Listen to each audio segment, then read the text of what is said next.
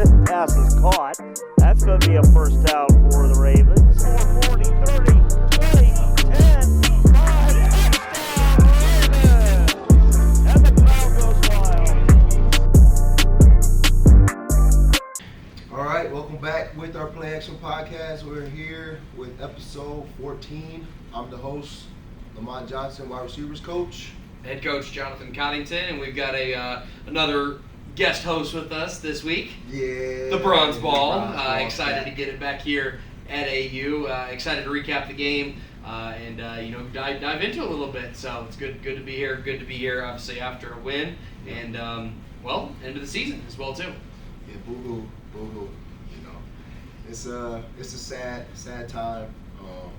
Just because, like we talked about with our guys early on, football window is only so big, and this team is only going to be around for this year, and this team will no longer be the same. But they accomplished a lot, and we grew a lot, and I think that's what it's ultimately about.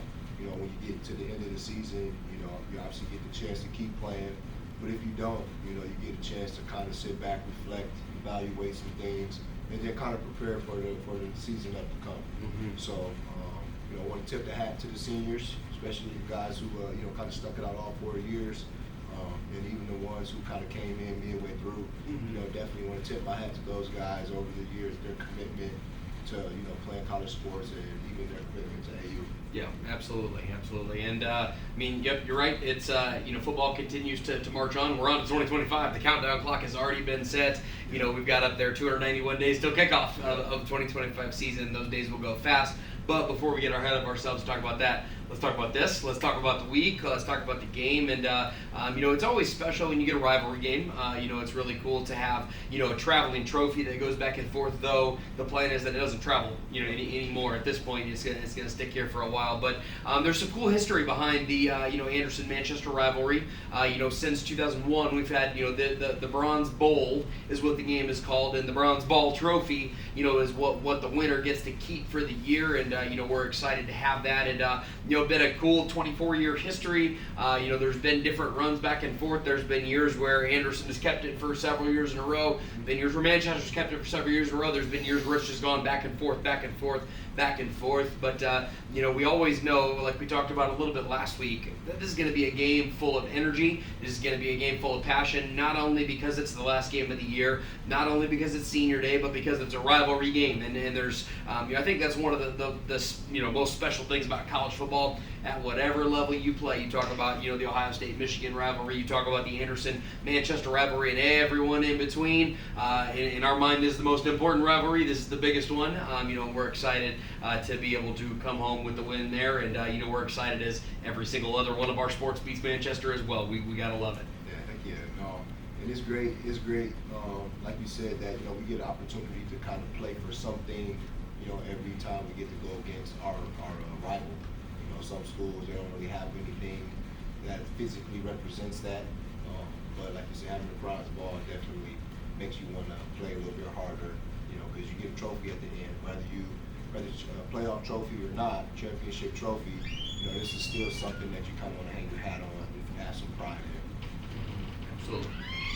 Absolutely. So let's talk a little bit about the game. What were some takeaways? Oh man, outside of the energy, I know that playing in Manchester, it's my second year in a row. I kind of forgot to stretch. And the guys, they're like, Coach. I'm sorry, man, but I get jittery. I'm antsy. I'm riled up too. But it's always this game. I went 9 for 9 all the way through this season, and then I fumbled up and forgot one of the stretches. But I think just the emotions and the energy, and then it might have been the second quarter. Or late in the first quarter, I heard one of the refs say, "All right, I won't be doing this all day." So, but that's just admitting that, juices are going, everybody's riled up, the energy's high. So that was definitely one of my takeaways from the game, is just the atmosphere, being at home and playing our rivals. Yeah, the atmosphere is great.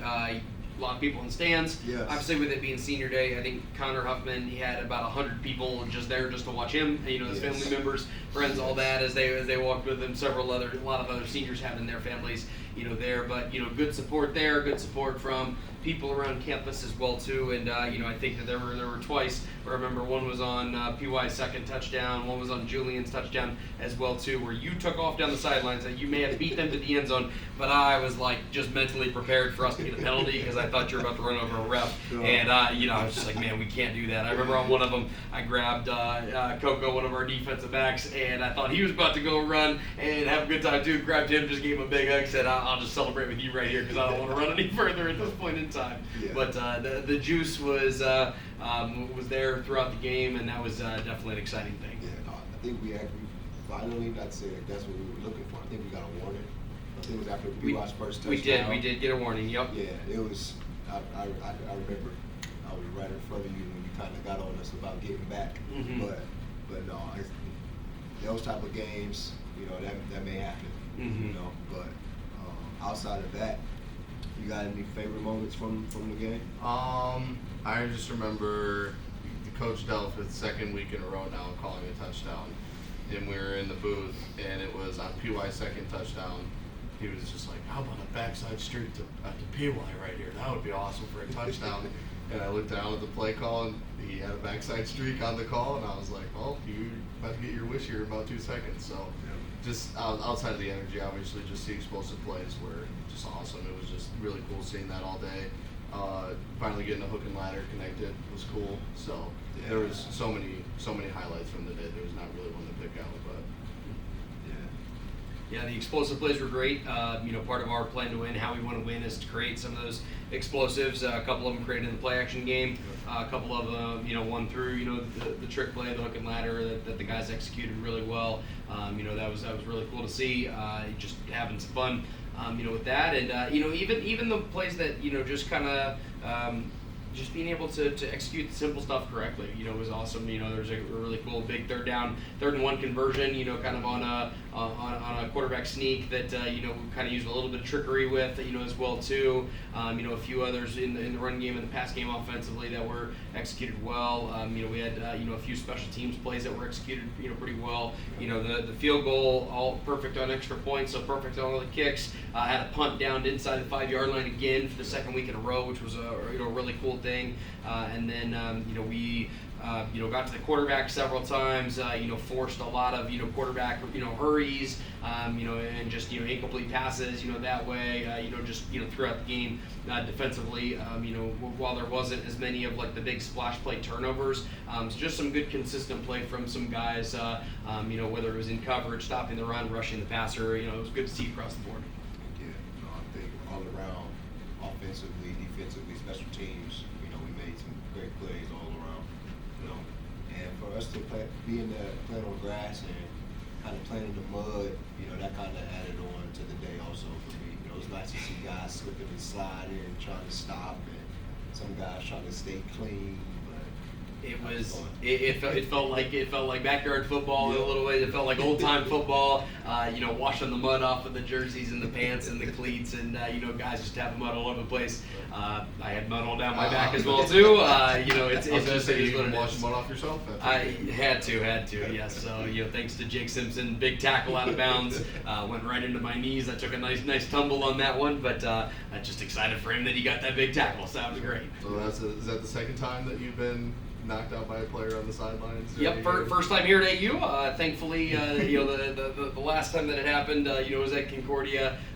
Peter, our quarterback, got knocked out of bounds real hard. His helmet went into my ribs. That one, I was in pain for about 4 weeks with bruised ribs, and so thankfully, body's feeling okay right now. That one was not as bad, but being in the mud as opposed to on turf made that a little bit different. Yeah, without a doubt. Yeah, I remember being there for your first. I didn't see the one on Saturday, but I was there for the first one. I was right next to him. I daycare caught him, but no, it's saying it was a slow tumble forward, but he popped right up. Yeah, I was like, all right, you good? Let's go. Thank goodness. So it was in the third quarter. Actually, being in the third quarter. Thank goodness though at halftime, I ran in and put on my jacket because it was getting a little bit chilly there as well too. But I had this shirt on, this white T-shirt, and thank goodness it wasn't this thing out of the mud. Otherwise, it'd have been the last day that this shirt ever got worn. And at least it was the rain jacket that easy to wipe down and wash off. Yeah. Well, talking about a lot of big plays, let's go ahead and bring in our Raven of the game, Preston Yoder, and talk through some of his big plays. All right. Well, welcome to the film room segment of the podcast. Today we've got sophomore wide receiver Preston Yoder. Preston, welcome to the podcast. Thanks for having me here. Don't really go by Preston though. You go by PY. And what are some of the other nicknames that you might be called here and there? The other one quite popular here is the Amish Promise. I get that quite a lot. Get this from Christian, one of our linebackers. He calls me what's it called? P Whizzle or something like that. There we go. You got a favorite out of all those? Well, PY's kind of stuck with me for actually since second grade. But, Just kind of rolls off the tongue. Yeah. It all started when I was just too lazy to write my full name on a quiz. So tough, but it's stuck and we're rocking with it. So yeah. Through your first couple years here at AU, what have you enjoyed most about your experience? I've enjoyed just being around the team. Been surrounded with a lot of guys that I love being around. I had fun playing football with them, and not only just playing football, just like outside of playing, just like being able to hang out with them at the MP or etc. Awesome. Well, cool. Obviously, getting to win the Browns ball with them, hopefully got to be a great memory, awesome. And a lot of big plays that you had, in the game. We're going to take a look, kind of at the film of a couple of those, and just as you talk us through it. So, this first play actually came off of, a big turnover, special teams, caused the turnover, punt, got a forced fumble, we get the ball back, and immediately we go to, kind of what's been one of our staple play action plays over the past couple years, here, kind of talk us through that as you receive the play call, and what is it that you're looking at here? So I noticed the corner, number 36, he's off by maybe 8 yards. So I knew it was going to be open, just as long as the safety over top he'd either backpedal away or either just crash down. If he'd do exactly what I thought he'd do, I'd be wide open for this in-breaking route. And turns out he actually does crash down and me being wide open, I guess. Yep. Catch, and then we get into the end zone there. So, formation it with, you got a formation where we know he's got his eyes on the tight end. Dietrich does a good job, just with his block as he works to, go and kick out that defensive end, causing that guy to step down in, just like you said, and gives us a lot of opening. Really, then it's just one-on-one with you in the corner. It's hard to see on the clip, but obviously you created a lot of separation, there at the top, catch, and then, you're about 4 yards, we just got to dive there into the end zone. So definitely a really big moment, and it cuts off before we're really able to see what happens, but, the amount of celebration that happens there then after the play, is obviously a really cool deal. Yeah, that party on the sideline was quite wild. Yeah, without a doubt. Well, then that takes us to later on in, now we're in the third quarter going the same direction. This too is a first play of the drive. So both of them actually, happen to be the first play, explosive right out. Another play action, but a different one of our play action concepts. Now instead of you having kind of that, intermediate route, now we're taking it deep. So, when you get kind of these deeper routes, what goes through your mind is any different, than when you approach, the next time around? Not really. So in my mind, I'm just trying to win with speed, and a nice thing was kind of to my advantage was the field was very slick that day. And these DBs, they were pretty poor when it came to like sticking their foot in the ground. As you can tell, I got him just right in the perfect spot with all that mud. And you purposefully ran him right into that mud pit, right? Nah, exactly. I saw I was trying to get inside of him. He over pursued me inside, so I kind of cut back to the outside on him.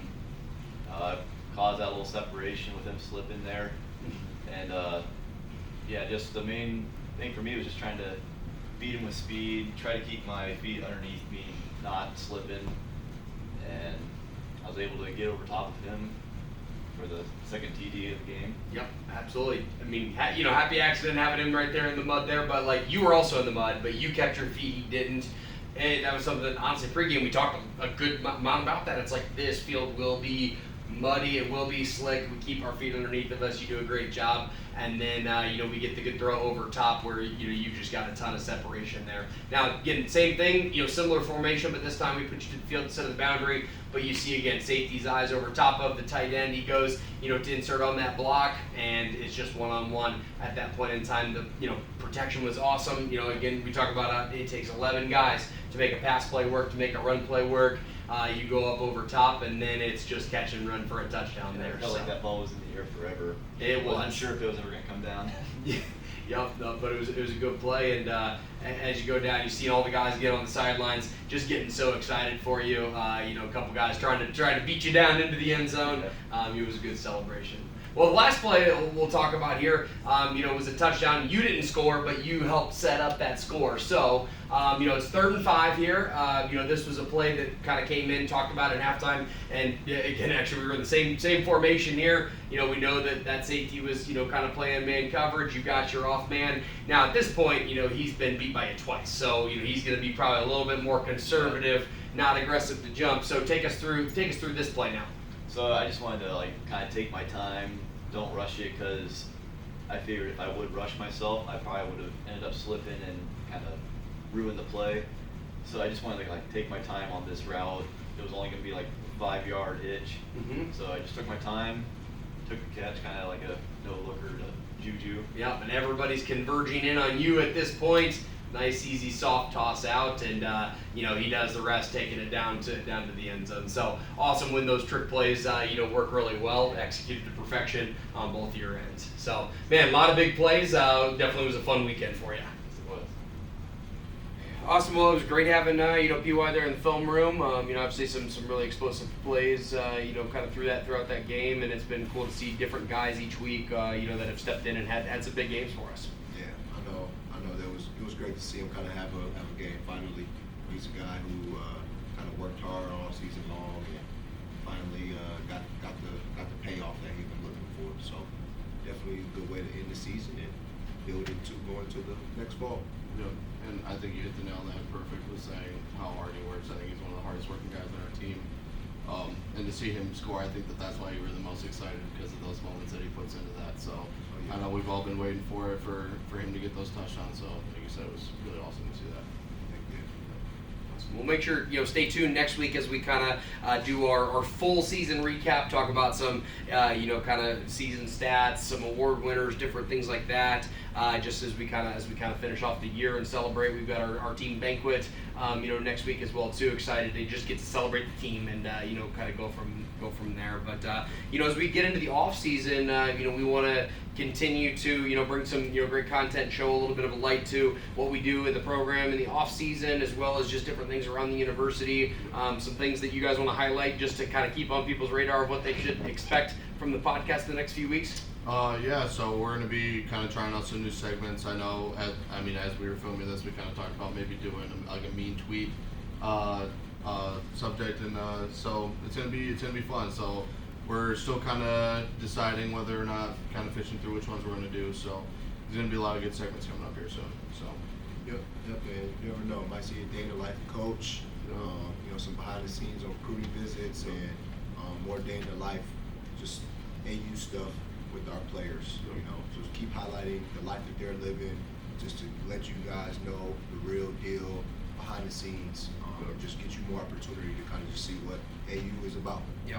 Get ready for some guest speaker, guest people on the pod, whether it's some more players, whether it's other staff members here at AU, whether it's alumni, just bringing some more people on to tell the story of what this place is, because it's an awesome place that's got a lot of great people here. Yep. So appreciate you guys watching for all these weeks, and hopefully you guys continue to keep watching now that we're out of football season. So we out.